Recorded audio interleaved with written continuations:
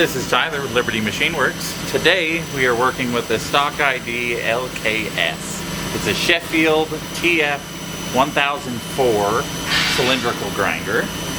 We're just going to run through a little bit of movement, just show you it is in working condition. Looks to be like a great machine. Let's start here with the C axis. You can see that it has a positional C or a live C.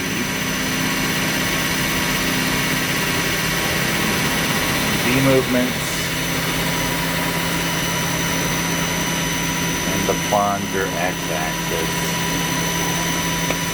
It's set up with a table mounted grinding stone for truing up your wheel.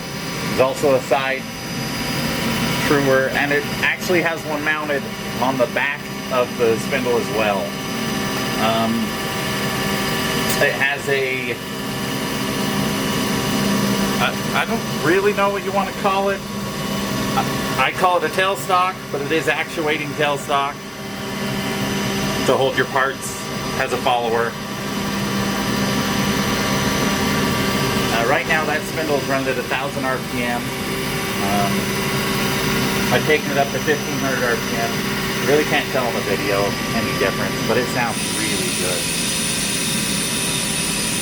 So, as always, if you have any questions, please reach out.